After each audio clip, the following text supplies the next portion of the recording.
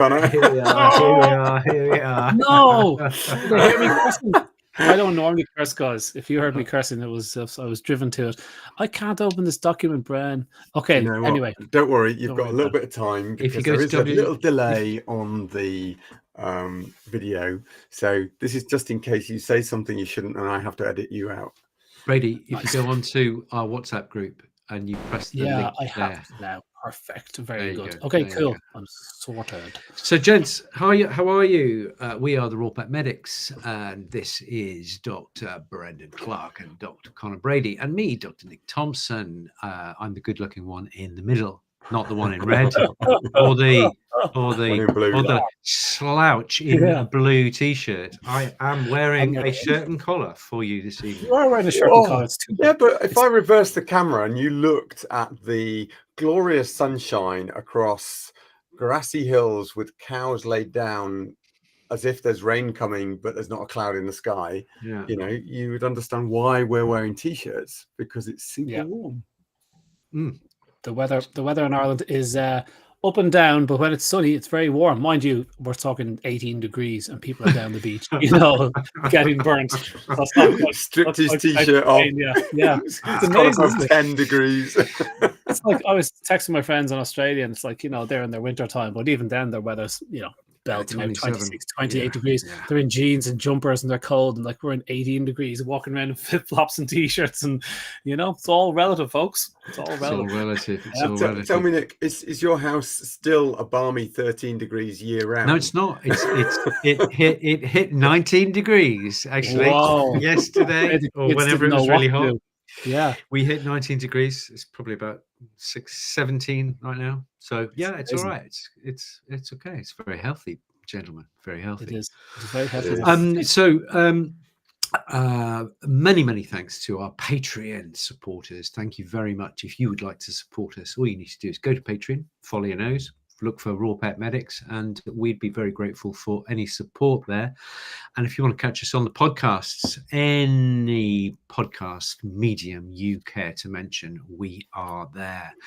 And this evening, we're going to be talking about the WSAVA guidelines. Does anybody know when they actually came out?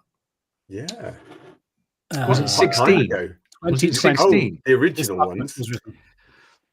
The original ones. 16, 17. Yes, but then they revised them in 2020, which I think is April 2020 is the last one. Yeah, which is the one that we've got in front of us, because there's some references from 2019. The Van Brie was well, it was 18. Yeah. But another one that's 19. Oh yeah, the Davis et al. In 19. So this is probably the 2020 version. Okay. Any stories, thoughts, guys, before we jump into the WSAVA?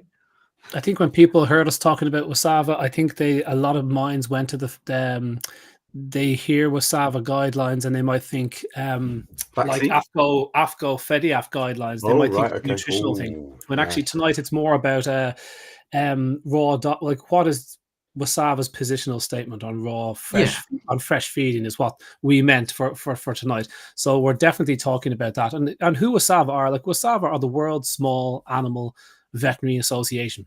And so they call themselves the World Small Animal Veterinary Association, but they're a US kind of group and very, very relevant for at least US vets. And so vets around the world look to them for guidance. They don't have to take them. There's no kind of legal structure there, guys, I believe. But I think they kind of put down some ideas and kind of say, this is the way we're going to do things. And then your local veterinary council, the RCVS in the UK and the VCI in Ireland, so they kind of take lessons from the WSAVA and then decide what they're going to be doing. So it works like that. It works a bit like, you know, the WHO making suggestions and statements, and then everybody decides how much they want to follow them and that kind of thing. That's the way we like it. So so that's who WSAVA are, and I kind of like them. If as a non-vet, I at least like to see that WSAVA say on vaccinations, they would say, listen guys, this on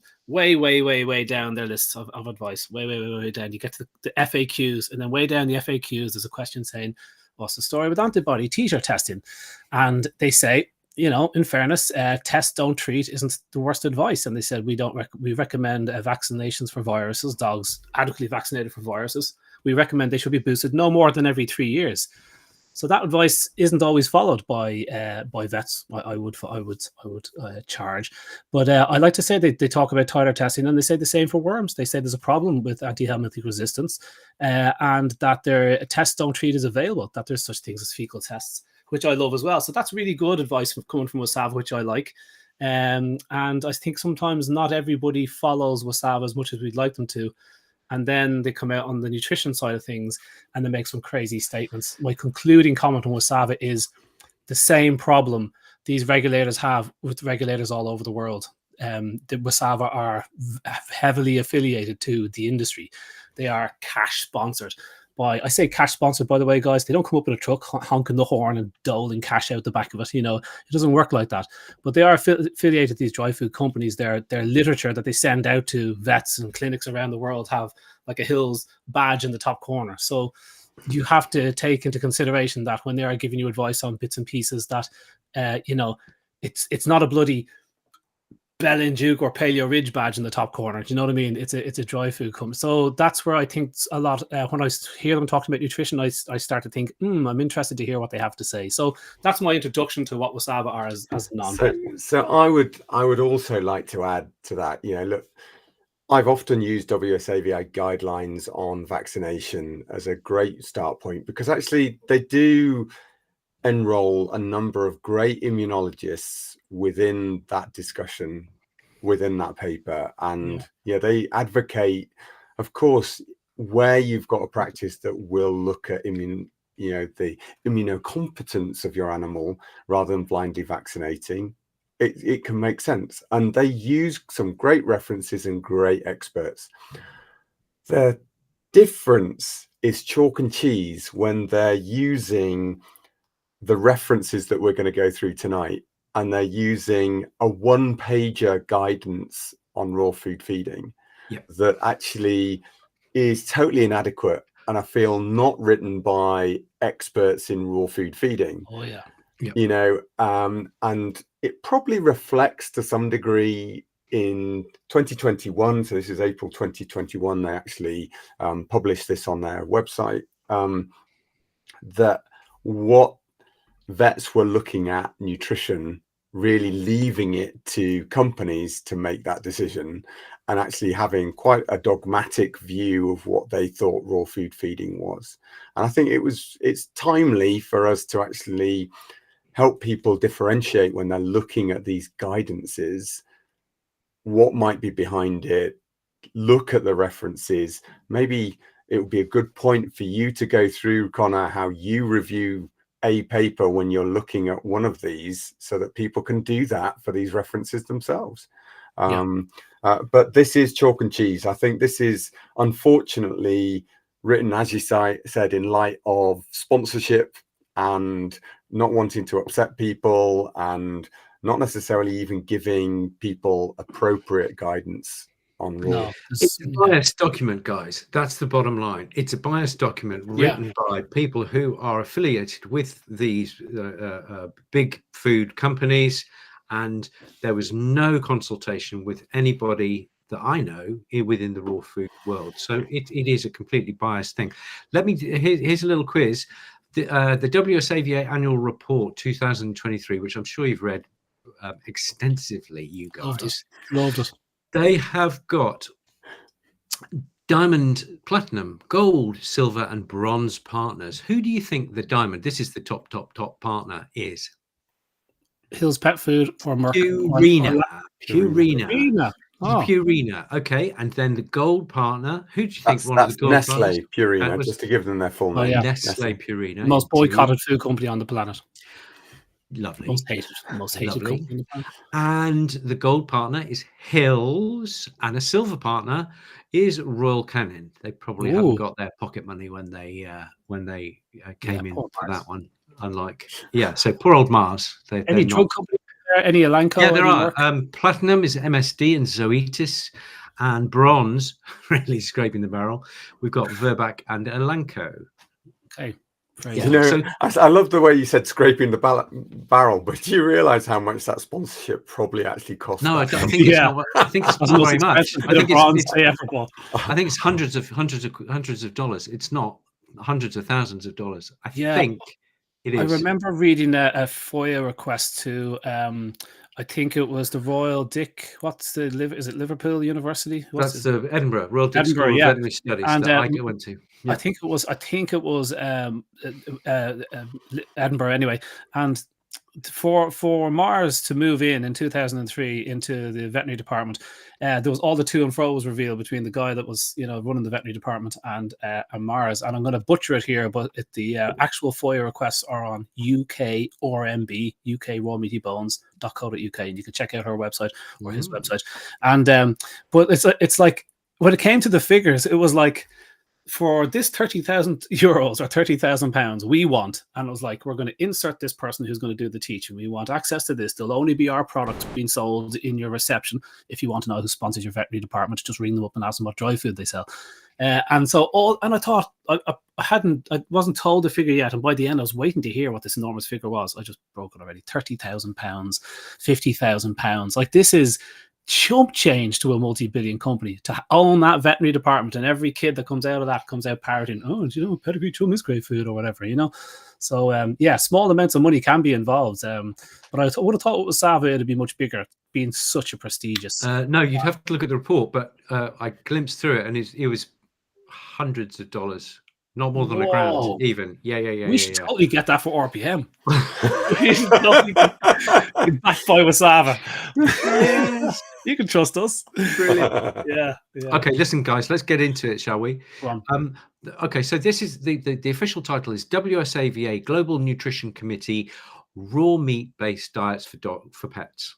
Okay, and so as we've just alluded to, it says WSAVA Global. So global, in my mind, means everybody, totally inclusive. And as we've just said, I don't think it is, because the raw meats, people within the raw meat world, food for dogs and cats world, were not consulted at all. So I think it falls on the second word, which is global. Raw meat based diets for pets, I think they got that right.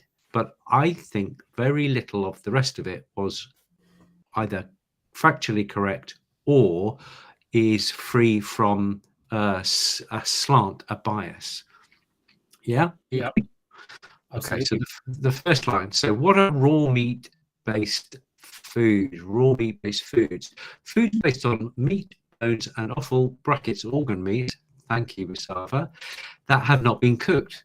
Excellent. Very, very good. So that's accurate. So the first statement is accurate. Then they say, this is where the sexing up the document comes in, to quote another period in our history. So these diets tend to be higher in fat, lower in carbohydrates, and can be highly digestible, but raw foods, brackets, similar to cooked foods, are not all equal.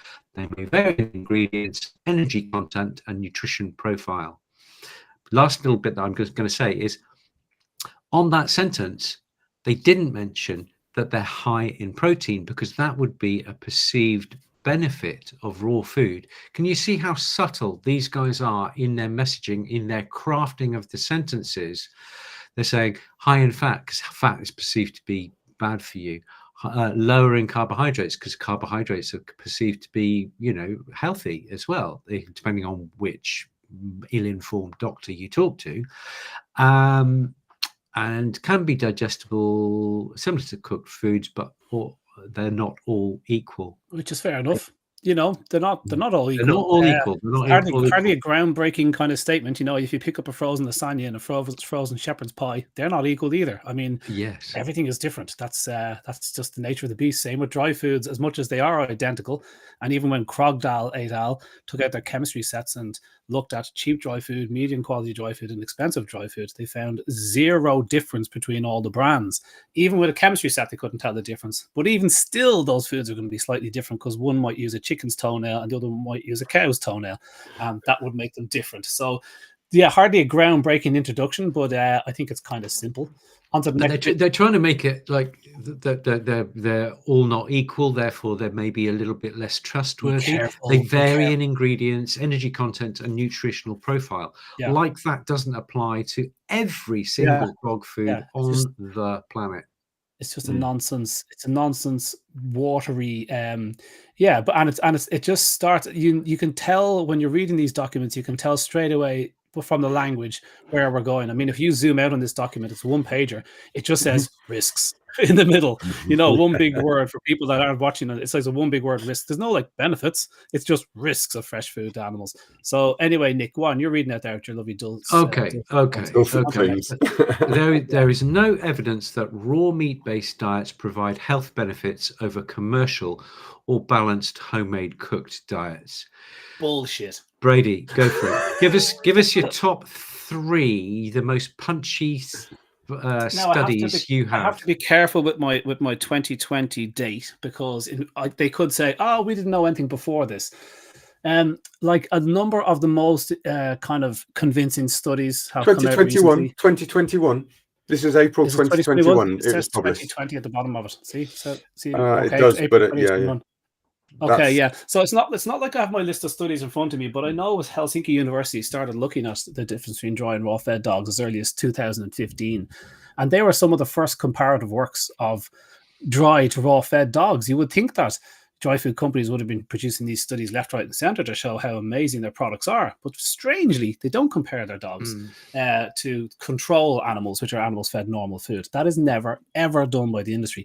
Before that, there's been a raft of studies to show that if you add anything to dry dog food, from blueberries to sled dogs to more protein for sled dogs, to bloody fish oil tablets, to colorful fruit and veg, to dogs with cancer, there was a whole raft of studies showing that if you simply just put in some real food into the bowl, the dogs benefited greatly. Okay, so there was that, but the actual big studies you want of dry compared to raw fed dogs, they came out from 22, 23, 24. I think Bren might have one or two handy there, but I don't actually have them to hand, but I will find them as Bren takes over. But I know by that point, dogs, they had compared 240 German Shepherds. They didn't publish the study. It was a poster in one of the conventions. 240 German Shepherds suffering less chronic hip dysplasia. We had a number of studies showing that dry-fed dogs or dry-fed dogs suffered more dysbiosis. We had a master's from Leverez, which showed that there was possibly less leaky gut in raw-fed dogs. There was a number of small little pieces. Again, the bigger studies that were produced in Nature showing less skin disease, ear disease, and gut disease, 3 separate studies came out in the last 3 years. So you could say they didn't have time to see those ones. But I'm going to check for the references that I have before 21 and pass over to Brent. But we definitely had, the surveys that were both from Dog Risk, with the 16,500 homes, and also the one that was done by North Point Pets and Nikki Kamak back in the year later with the 5,500, which corroborated the relative risks, the real risks, not the proposed risks, which are all the papers that they've labeled on this particular document. But actually, they did have access to those figures in the vet record and +1 reporting by the time they're saying here, Bren, they're saying here specifically there's no evidence that raw meat-based diets provide health benefits. They're not talking about risk there. That sentence was health benefits. Yeah. We have to prove that real food is better than dry food. They never have to prove dry food is better than raw. No. The onus is on us for some reason to prove their bullshit make-believe product is worse than the real thing. But I do understand that there were some in that. So if you drill down into those papers, there was the element that there were some health benefits to having raw fed pets for those owners where they were feeding raw. So there is within that delving down. Now we're going to talk about risks a bit lower down, as you say, underneath that big banner in the middle. But there were within those papers some health benefits to the microbiome and the reduction and the improvement in immunity within the kids and the adults within those homes. So that is one of the sections within that paper. Okay, so sorry, you're going to give us some more. I'm trying to get to my go for it. Yeah, it's like your document on I'm actually going back through my book, which went through these. We had there's just so many small studies. Like, listen, we had what date was the homocysteine study, guys?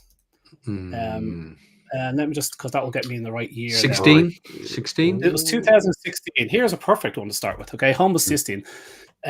So they got golden retrievers, and they had maybe 10 dogs in each group.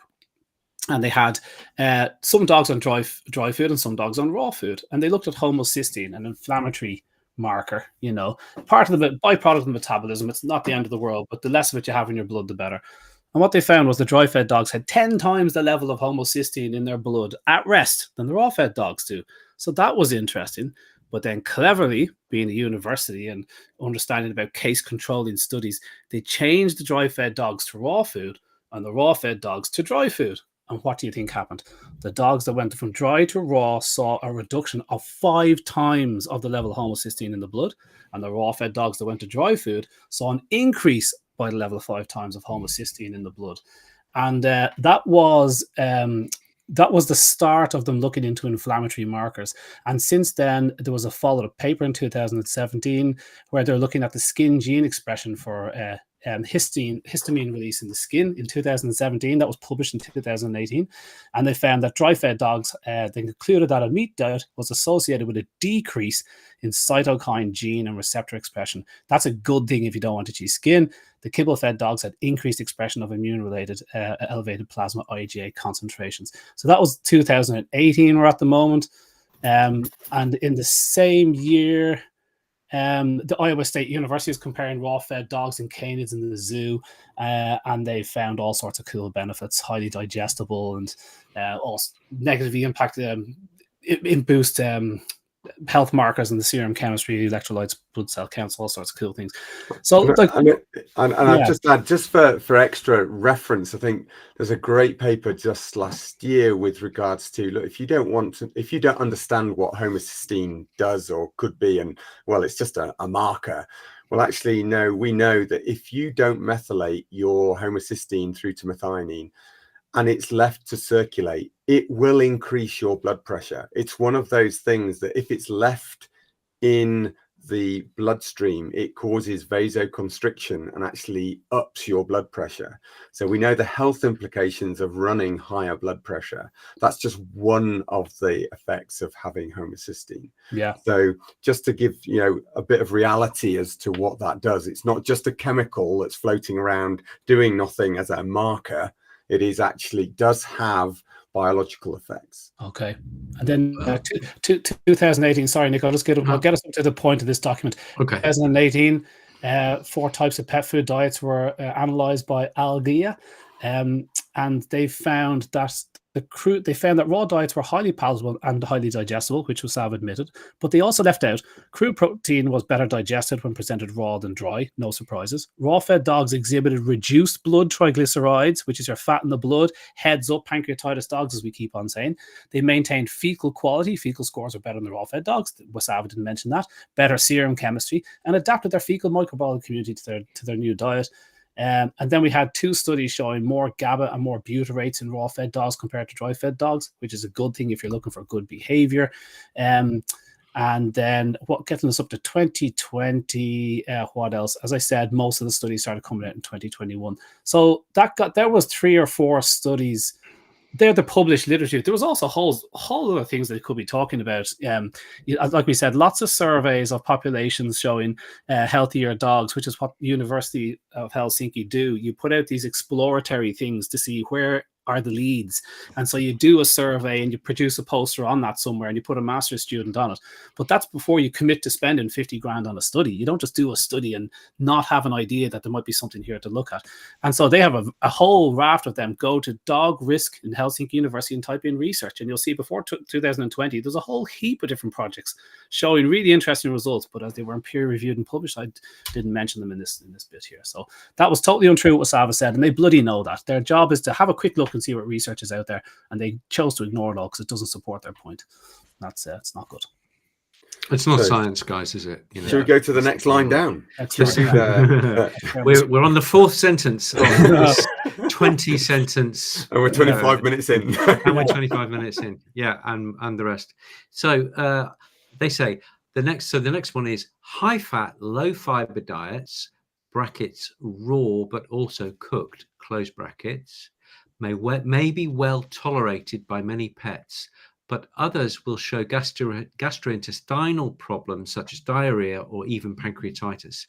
And I'm going to just say, very simply speaking, does that mean that if you're on a raw or cooked diet, you can get horrendous things like gastrointestinal problems, diarrhea, and pancreatitis?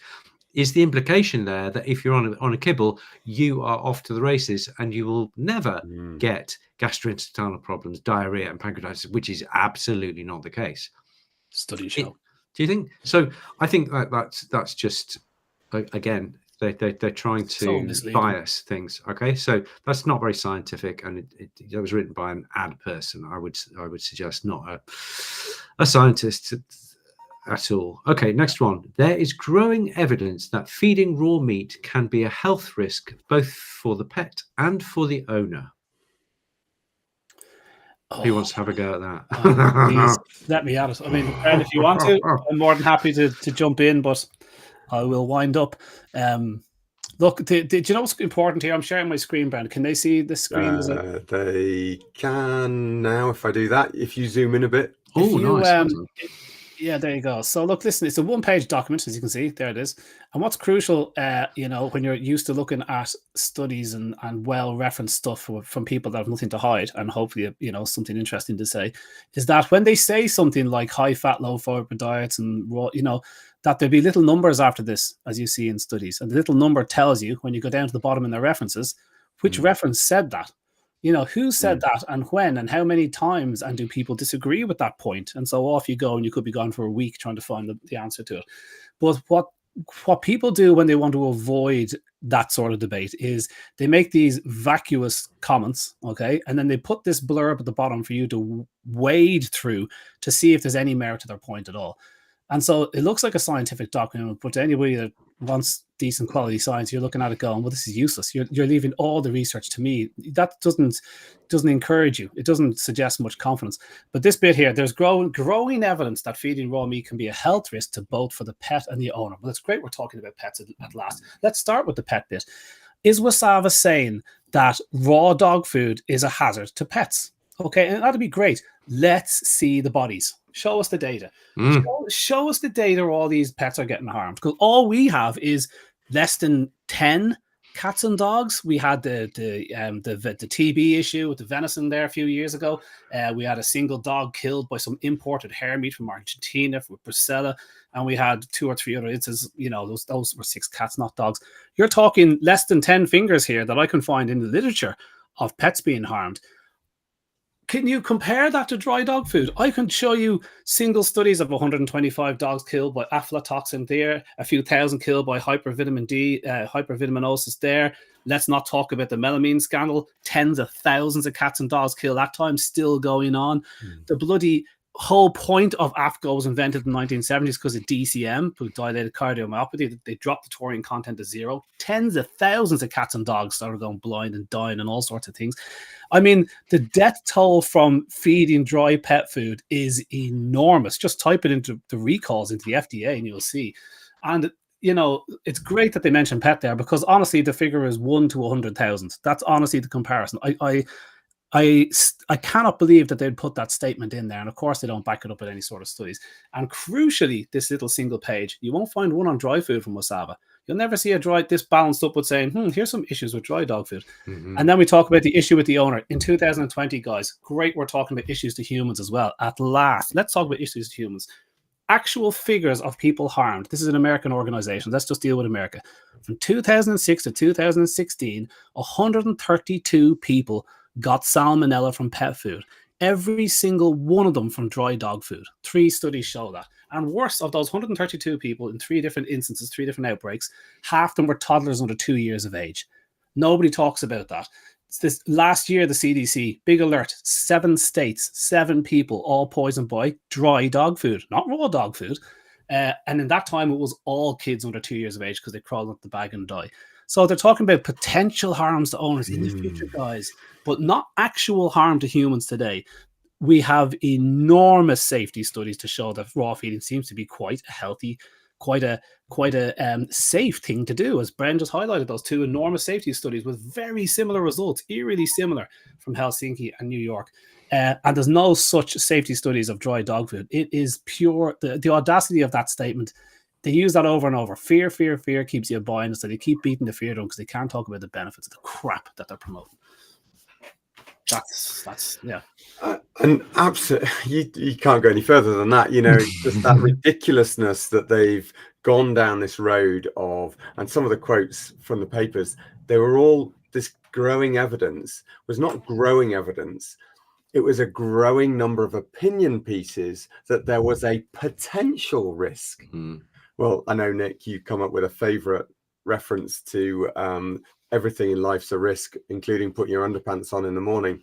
Oh yeah, but, I did a study on what's the ROSPA, the Society for Protection of Accidents in the Home, things like that. And there's 7 people on average every year in the UK are injured from putting their pants on in the morning. Interesting. Isn't that brilliant? That is interesting. And they are not suggesting we all go commando.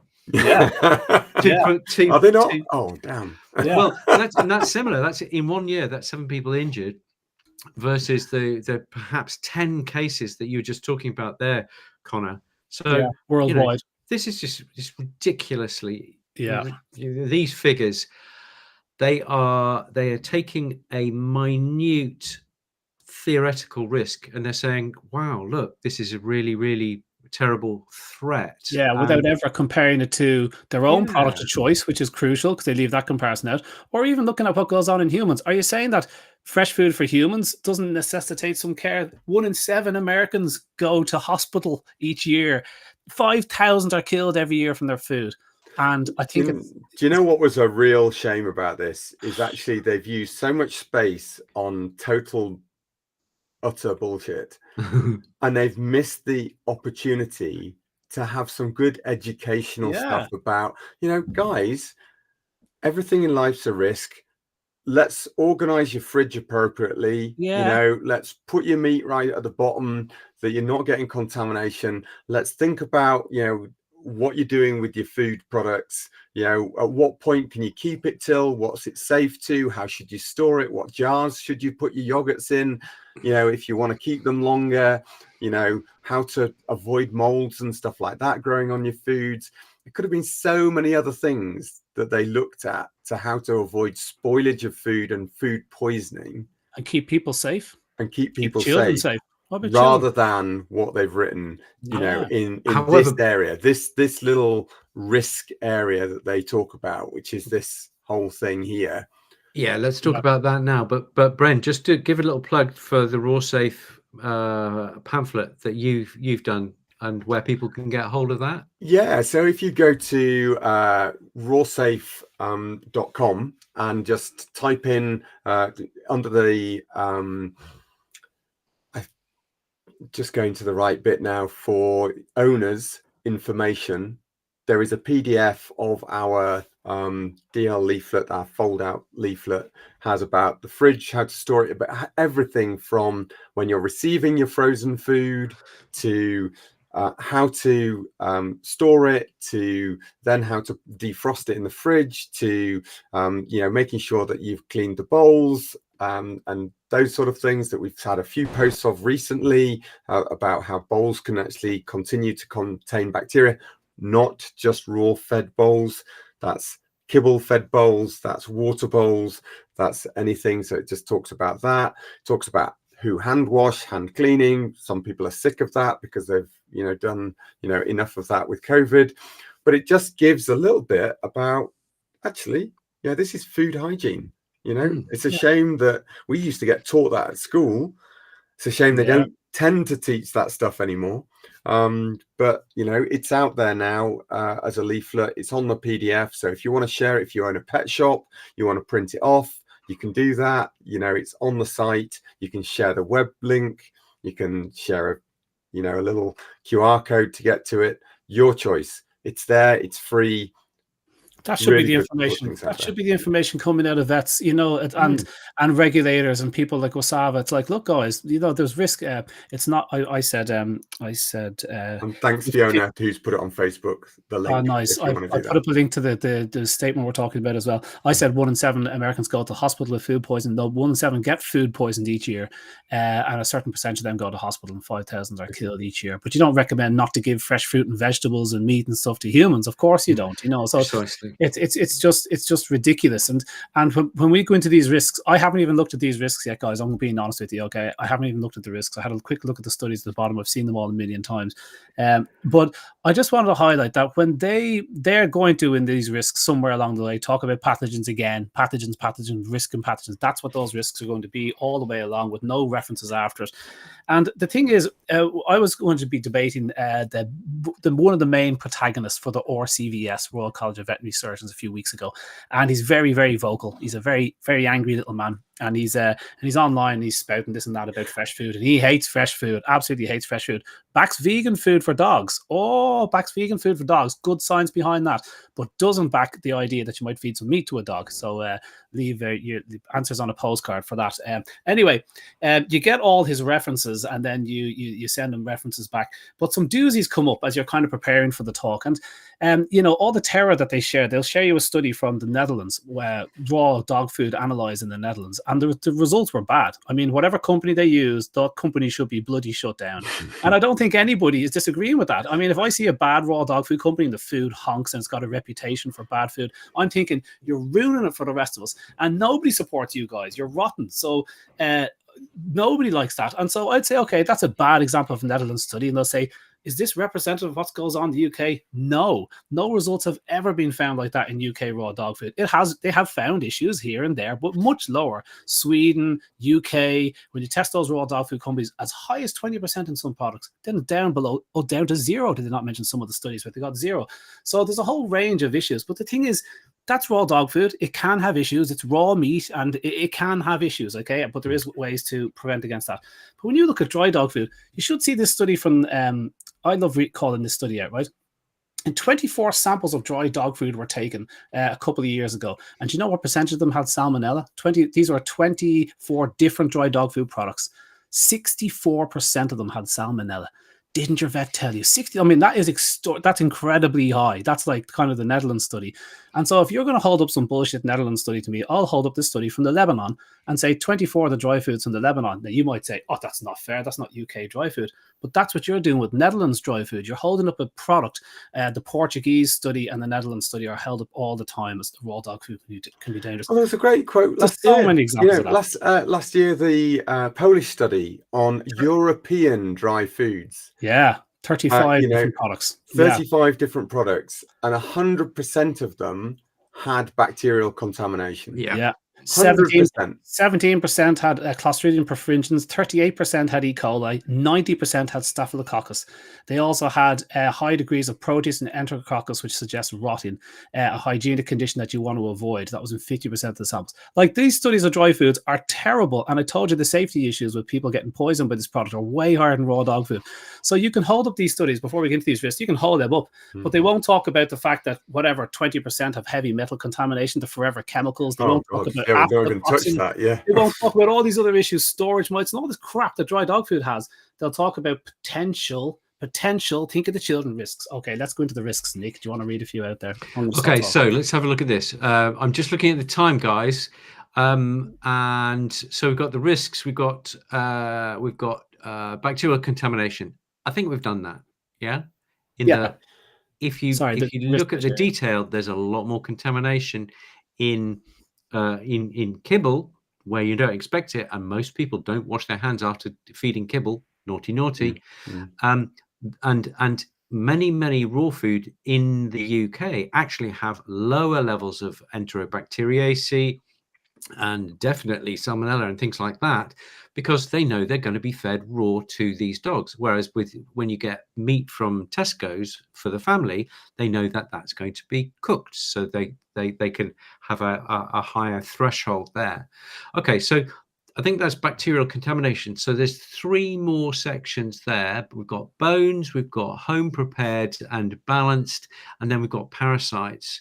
Shall we do those, bones, home prepared and balanced, and parasites? Should we do that over in Patreon?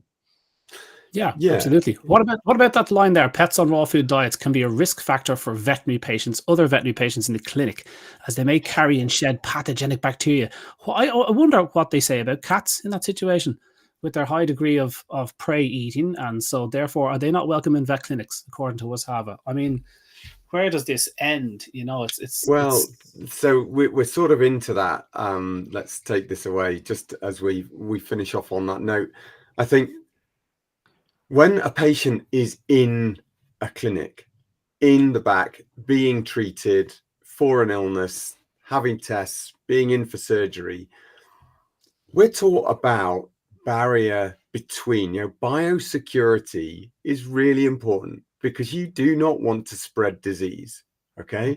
When you've got somebody's in a hospital bed, the nurse comes with PPE, so not necessarily for their own protection, because they've got a relatively healthy immune system, although it obviously will help their protection, but it means that they can take that off, and when they go to the next patient who's immunocompromised because they're poorly, that's why they're in hospital, you're not going to risk contaminating them, okay, with your previous patient.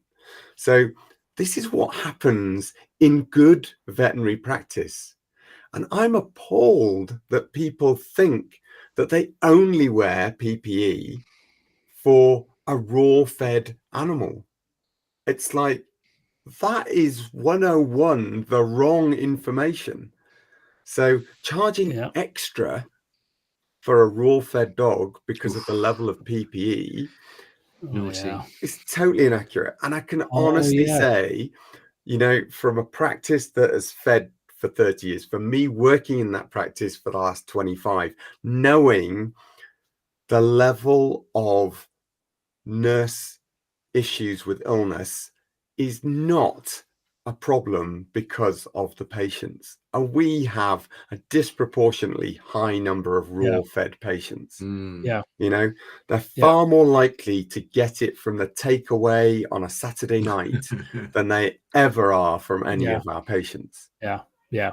And don't forget that studies show dry-fed dogs are more prone to gut disease and that kind of thing. And with gut disease and dysbiosis comes nastier bacteria. Do you remember that study? We haven't even mentioned this. Talk about the risks from dry-fed dogs. The study of pyometra, they were trying to find out where the bacteria came from with the pyometra. And so they just swabbed a random, how many dogs was this, just so I don't butcher it, 72 dogs.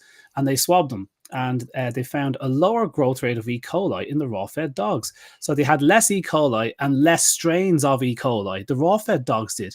I mean, that's really, really important. If you're talking about danger, let's wrap up in PPE, these dry-fed dogs are walking around like a ticking time bomb. We're all going to die. And an interesting line here from Carol in Pet Biome, who has looked at more poo samples than anybody else on the planet. Listen to this one, Carol. We are receiving some interesting results from fecal samples of dogs fed long-term vegan diets. There was a marked increase in percentages of E. coli, diarrhea colitis, known to proliferate with an increase in dietary resistant starch. Resistant starch has a generally positive influence on the microbiome, which is why it's there, maybe an initial benefit to some dogs. However, the golden rule to maintain balance and harmony in the microbiome community is don't overfeed on one of these nutrients like vegan pet food does. So I just thought, they just ignore the stuff when there's a flag, an interesting flag that goes, dry-fed dogs, more gut disease, more dysbiosis, more E. coli. It's like, well, this is important information for vet clinics to have if you're terrified of hazardous bacteria.